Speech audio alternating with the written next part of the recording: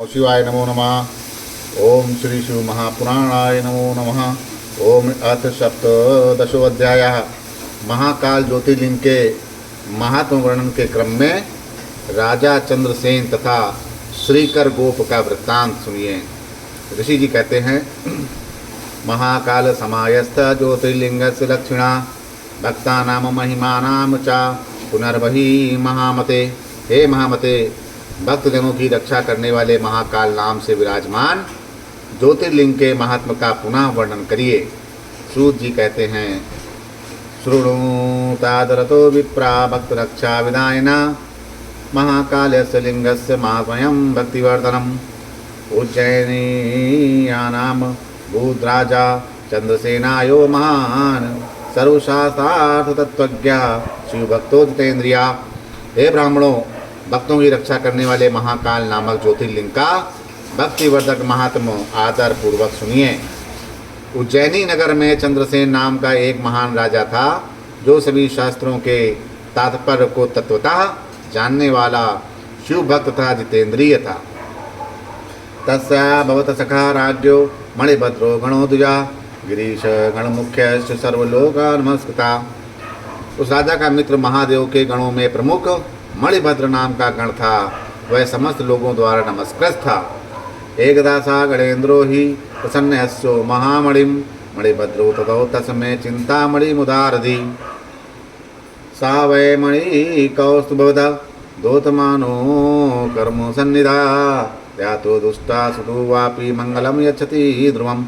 किसी समय उदार बुद्धि वाले उस गणाध्यक्ष मणिभद्र ने प्रसन्न होकर उसे चिंतामणि नामक उत्तम मणि प्रदान करी। सूर्य सदस्य प्रकाश करने वाली वह मणि कौस्तुभ मणि के समान ध्यान करने, दर्शन करने अथवा सुनने मात्र से निश्चय ही कल्याण प्रदान करती थी। तस् कांतितल स्पृष्टम काश्यम ताम्रसपु पाषाणयादिकमन्द्या दुष्टम भवति याटकम्। सा तु चिंतामणिं कंठे बिभद्र राजा शिवाश्रया चंद्रसेनो राजाति देव मध्य च भानुमान। उसके प्रकाश दल का स्पर्श पाते ही कांसा, तांबा, लौह, शीशा, पाषाण तथा अन्य धातु खनिज आदि भी शीघ्र ही स्वर्णम हो जाते थे। उस चिंतामणि को गले में धारण करके वह परम शिव भक्त राजा चंद्रसेन इस प्रकार शोभित होता था, जैसे देवगणों के बीच में सूर्य शोभित होते हैं।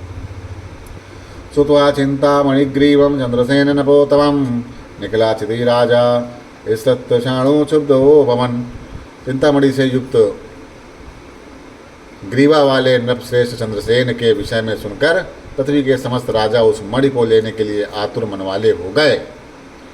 नृपा मत शरणा सर्वे तम मणिम चंद्रसेनता ननोपाये याचतम देवलब्धमय बद्धया। उन मूर्ख व मत सरग्रस्त राजाओं ने देवलब्ध उस मणि को अनेक उपायों के द्वारा चंद्रसेन से मांगा। सर्वेषां भूभूताहं याचया चंद्रसेनेन तेन वे व्यार्थीकृता महाकाल दृढ़भक्तेन भूसुरा। ते कदर्थीकृताः सर्वे चंद्रसेनेन भूभूता राजानः सर्वदेशानां सारभ्यं चक्रके तदा। अथ ते सर्वराजासु तुरंगबालविंता चंद्रसेनन रणे जो जेतुं संभुवम किलोदुता। किंतु हे ब्राह्मणों, महाकाल में दृढ़ भक्ति रखने वाले उस चंद्रसेन ने सभी राजाओं की याचना निष्फल कर दी। तब राजा चंद्रसेन से इस प्रकार तिरस्कृत हुए सभी देशों के समस्त राजाओं ने खलबली मचा दी। इसके बाद वे सभी राजा चतुरंगिणी सेना से युक्त होकर उस चंद्रसेन को युद्ध में जीतने के लिए भली भांति उद्युत हो गए। ते तु सर्वे सम्मेता वैकत संकेत संविदा उज्जैनी सुतुदारम रुरुद बहुरुसैनिका। आपस में मिले हुए उन सभी राजाओं ने एक दूसरे को संकेत से अपना मनोभाव समझाकर बहुत सारे सैनिकों के साथ मिलकर उज्जैनी की चारों ओर से घेर लिया। सारुंदया मानाम स्वापुरीम दस्वा निकला राजा भी तमेव शरणं राजा महाकालेश्वरं ययो निर्विकल्पो निराहारं सा नपो दृढ़ निश्चया समानर्च महाकालम दीवानक्त मन यदि। तब अपनी नगरी को समस्त राजाओं के द्वारा गिरी देखकर वह राजा उन्हीं महाकालेश्वर की शरण में गया। वहाँ राजा निर्विकल्प होकर तथा निराहार रहकर दृढ़ निश्चय पूर्वक एकाग्रचित होकर दिन रात महाकाल का अर्चन करने लगा। ततः सा भगवान च उर्म महाकाला प्रसन्नधि तम रक्षितोमुपायम वै चक्रे तम सुनुतादरात् तदेव समये गोपी काचि तत्र पुरोत्तमे चलंती शाशीषु विप्रा महाकालांतिकम ययो। इसके बाद महाकाल भगवान शिव ने प्रसन्नचित होकर उस राजा की रक्षा के लिए जो उपाय किया उसे आप लोग आदर पूर्वक सुनिए। हे विप्रो, उसी समय कोई ग्वालिन बालक सहित उस उत्तम नगर में घूमती हुई महाकाल के निकट पहुंची। पंचाब्द व्यसम बालम वहंती गतभूभृतका राज्ञा कृताम महाकाल पूजाम शापशदादरात् सा दृष्ट्वा सुहाश्चार्य शिवपूजाम चा तत्कृताम प्राणितपत्य स्वाशिवरम पुनरेभायुपद्दत। 5 वर्ष की अवस्था वाले बालक को लिए हुए वह विधवा ग्वालिन राजा के द्वारा की जाती हुई महाकाल की पूजा को आदर पूर्वक देखने लगी। राजा के द्वारा की गई उस आश्चर्यजनक शिव पूजा को देख करके शिव जी को प्रणाम कर वह पुनः अपने शिविर में लौट गई। एतत् सर्वं शेषेण सा दष्ट्वा वल्लभी सुता कुतूहलेन ताम कुर्तु शिव पूजा मनो ददे। यह सब अच्छी तरह देखकर उस गोपी पुत्र ने कौतूहलवश उस शिव पूजा को करने का विचार कर लिया। आनीर्दं पाषाणं शून्ये तो शिवारान्तरे अभिदूरे श्वासी शिविरांश वालिंगम सा भक्तिता गंधालंकारवसो भूधूप पाशदभि वेदाय कथिमदव्य वेदं चाप कल्पयत भूयो भया संवचर्य पैत्रे पुष्पे मनोरमे नत्यम चा विवदम कृत्वा प्राणाम पुनः पुनः।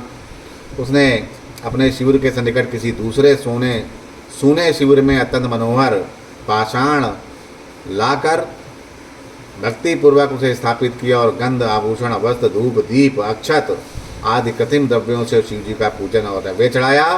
पुनः मनोहर बिल्व पत्र और पुष्पों से बार बार शिव पूजन करके अनेक प्रकार का नृत्य करके शिव को बार बार प्रणाम किया। एतस्मिन् समये पुत्रम शिवशक्त सुचेतसं प्रणायाय दोपिका सा तम भोजनाय समायता। उसी समय उस ग्वालिन ने शिव में आसक्त हुए श्रेष्ठ मन वाले अपने पुत्र को स्नेह से भोजन के लिए बुलाया। यदा हूतो आपि बहुशा शिव पूजाक्त मानसा बालस्य भोजनमनैक्षिप्रा तत्र ययो प्रसू। वह शिव भक्ति में सने हुए चित्त वाले उस बालक ने बार बार बुलाए जाने पर भी भोजन की इच्छा नहीं की। तब उसकी माता स्वयं वहाँ गई। तमविलोक्य शिव से आग्रे निषणं मलिते क्षणं चकर्ष पाणिम संग्राह कोपेन समताडयत् आकृष्ट स्ताडितश्चापि नागच्छत श्वासतो यदा ताम पूजाम नाशयामास क्षिप्त्वा लिंगम चा दूरता। आंखें बंद किए हुए उसे शिव के जी के आगे बैठा हुआ देखकर उसका हाथ पकड़कर खींचा और क्रोधपूर्वक मारा। किंतु खींचने और मारने पर भी जब उसका पुत्र नहीं आया तब उसने शिवलिंग को दूर फेंककर उसकी पूजा को नष्ट कर दिया। हा हेति दूयामानम तब निर्बतस्य स्वासुतम चासा पुनर्विवेश स्वाग्रहम गोपी क्रोध संविता मात्रा विनाशिताम पूजाम दशवा देवशूलिना देव देवेत चुक्रोशो निपपात सा बालिका। इसके बाद हाय हाय कहकर दुखी होते हुए अपने पुत्र को झिड़क कर क्रोध युक्त वह ग्वालिन पुनः अपने घर में प्रविष्ट हो गई। तब वह बालक अपनी माता के द्वारा भगवान शिव के पूजन को नष्ट किया हुआ देखकर देव देव इस प्रकार कहकर चीखने लगा और पृथ्वी पर गिर पड़ा। प्रणष्टं संज्ञमः सहसा सा बभूव शुचाकुलः लब्धसंज्ञो मुहूर्तेन चाक्षुषी मीलयत् तदेव जातं शिवरं महाकालस्य सुन्दरं ददर्श सा शिशुस्तत्र शिवानुग्रहे तु चोचिरात्। उसके बाद शोकाकुल होने के कारण वह सहसा मूर्छित हो गया। फिर 2 घड़ी चेतना में आने पर उसने अपने दोनों नेत्र खोले। शिव जी की कृपा से उसे वहीं पे महाकाल का सुंदर शिविर यानी कि देवालय बन गया। उसे उस बालक ने देखा। हेरम बृहद्वारम कपाटवर तोरणाम महारणी नील विमलो वज्र वेदी विराजितम शांत अप्तहे कमल कलश शैव विचित्र बहुवीर्त्यम क्रोधात्सित मणिस्तंभम वैदी स्फुटक भूतले। उस शिवालय के स्वर्णमय बड़े बड़े दरवाजे, उसके सुंदर किवाड़ बंधनवार लगे हुए थे। वह बहुमूल्य इंद्रनील मणि तथा उज्ज्वल हीरे की वेदी शोभित हो रहा था। वह विचित्रता से युक्त बहुत से तप्त स्वर्ण निर्मित कलशों से युक्त और मणि के खम्भों से जगमगाते हुए स्फटिक मणि के बने हुए भूतल से शोभायमान हो रहे थे। तन्मध्ये रत्नलिंगम ही शंकर कृपानिधे स्वाकृतार्चना संयुक्तम पश्यदोपी का सुता। उस गोपी पुत्र ने देवालय के बीच में कृपानिधि शिव जी का रत्नमय ज्योतिर्लिंग देखा, जो उसकी पूजन सामग्री से सर्वथा अलंकृत था। सा दृष्ट्वा सहसोत्थाय शिशु विस्मितं मानसा सन्निमग्नम इवासीदय परमानंद सागरे। यह सब देखकर बालक सहसा उठकर खड़ा हो गया। उसे मन में बड़ा आश्चर्य हुआ और वो उठकर आनंद सागर में मानो निमग्न हो गया हो। सॉरी। तथा स्तुत्वा सागिरिशं भूयो भूया प्रणम्य चा सूर्यता संगते बालो निर्जगाम शिवालयात् अदपश्यत् शिवरं पुरंदर पुरोपमं सदो हिरण्यं भूताम विचित्रम परम जो परमोज्वलम। तंत्र बारंबार शिव जी की स्तुति तथा प्रणाम करके सूर्यास्त होने पर बालक शिवालय से अपने शिविर में चला गया। वहां जाकर उसने शीघ्र ही इंद्रनगर के समान स्वर्ण से बने हुए विचित्रता से युक्त तथा अत्यंत उज्ज्वल अपने शिविर को देखा। सोयंति विरवेश भवनम सर्वशोभा संवितम मणिहेम गणाकीर्ण मोदमानो निशा मुखे तत्र पश्यत स्वजननीम स्वापंतीम दिविलक्षणम रत्नलंका लंकार दीप्त्यागी साक्षात सुरभूमिम। उसे सायंकाल के समय प्रसन्न हो मणियों एवं स्वर्ण से रचित सर्वशोभा संपन्न अपने भवन में प्रवेश किया। वहाँ उसने दिव्य लक्षणों वाली रत्नांकारों से जगमगाते हुए अंगों वाली और साक्षात सुरांगना के समान प्रतीत होती हुई अपनी माता को सोते हुए देखा।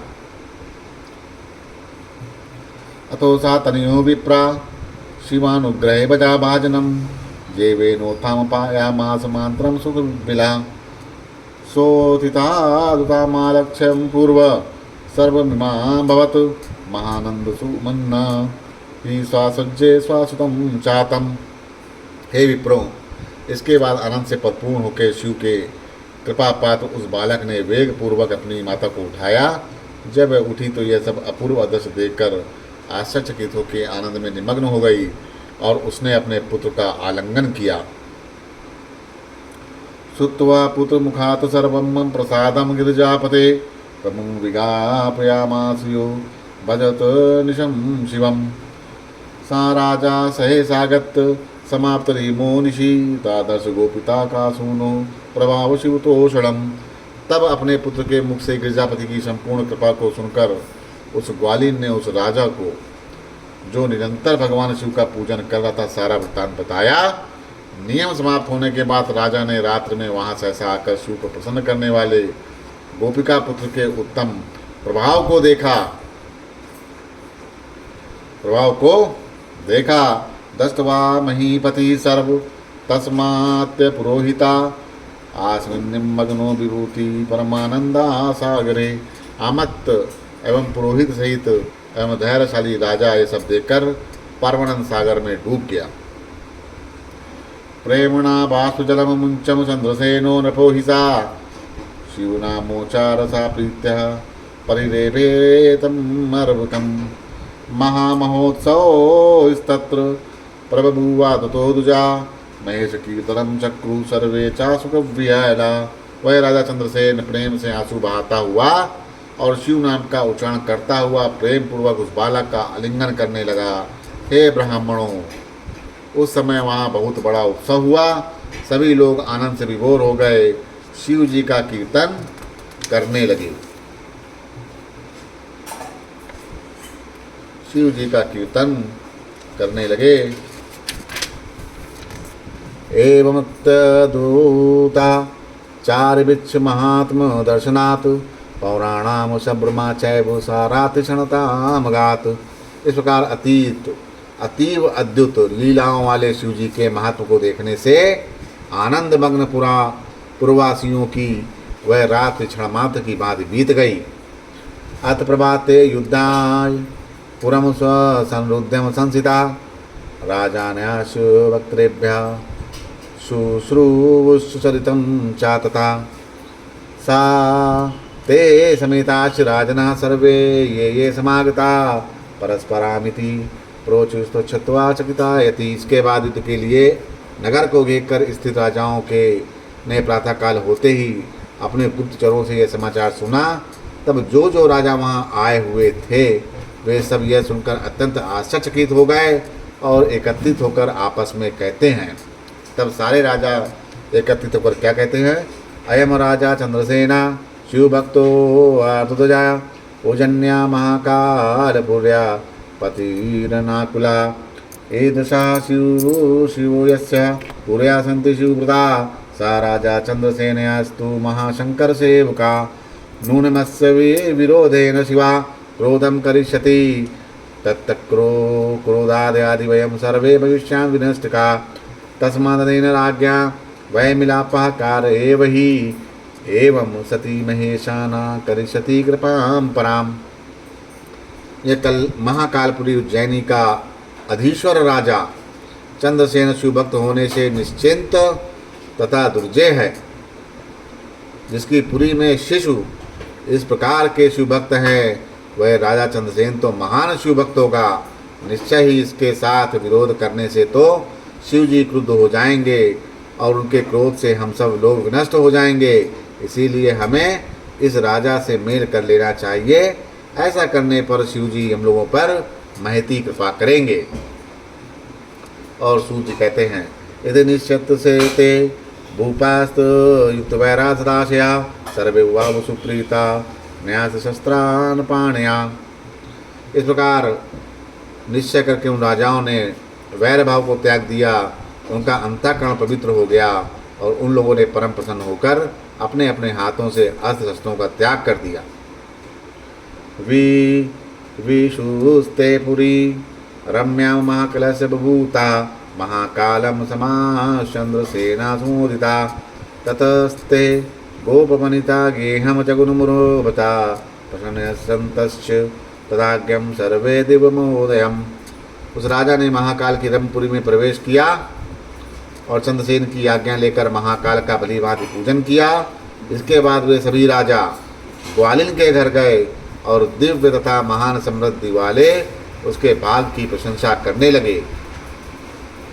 ते तत चंद्रसेनेन प्रत्युदयानुभूता महाराष्ट्रीरागता तत्नंदनं सुविस्तदा गोपसूनो प्रसादत्त प्रादुर्भूतं शिवालयं सावीक्ष्य शिवलिंगं चाच शिवे चक्रु परामितिं।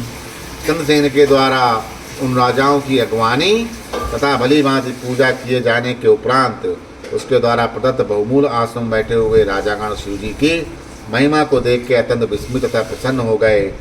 गोपपुत्र पर हुई कृपा से उत्पन्न हुए शिवालय तथा उसमें प्रतिष्ठित शिवलिंग को देखकर शिव जी के प्रति उनकी आगाध श्रद्धा हो गई। ततस्ते गोप शिशुवे प्रीता निखिल भूभुजा दुर्बहूनि वस्तूनि तस्मै शिव कृपार्थिना ये सर्वेषु देशेषु गोपीयस्तिष्ठन्ति भूरिशा तेषां तमेव राजां चक्रिरे सर्पार्थिदा। तब शिव की कृपा प्राप्त करने की अभिलाषा वाले उन राजाओं ने प्रसन्न होकर उस गोप कुमार को बहुत सी वस्तुएं दी। उन राजाओं ने समस्त देशों में जो जो बहुत से गोप रहते थे उन सब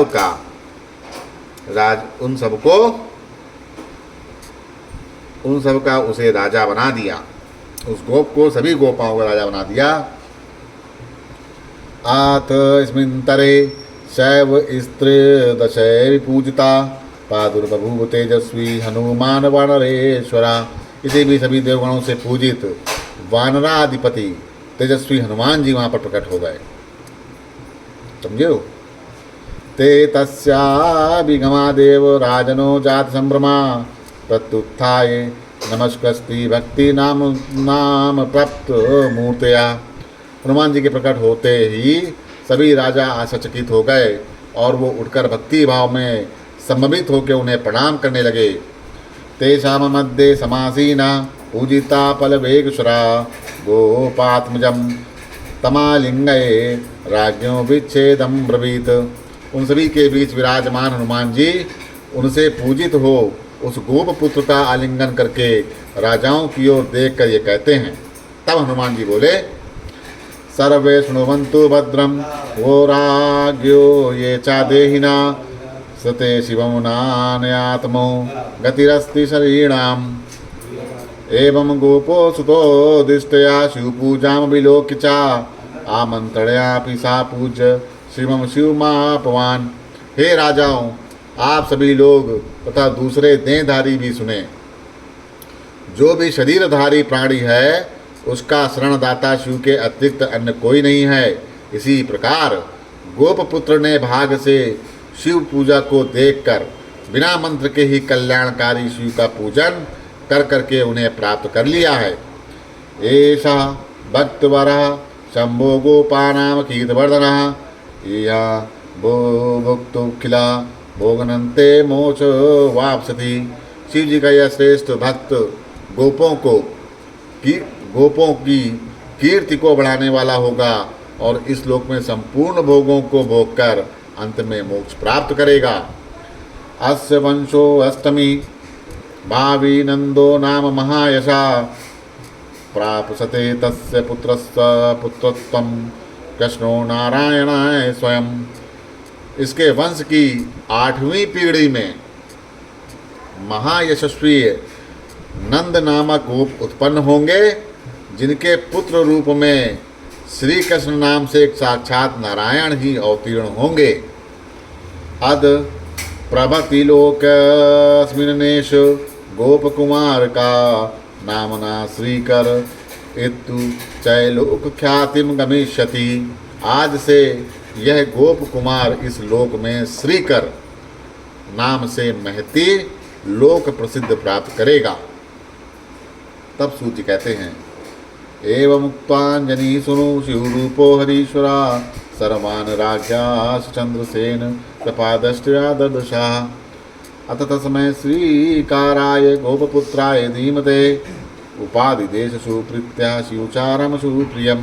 ऐसा कहकर अंजनी पुत्र शिव अवतार कपीश्वर हनुमान जी ने सभी राजाओं तथा चंद्रसेन को कृपादृष्टि से देखा।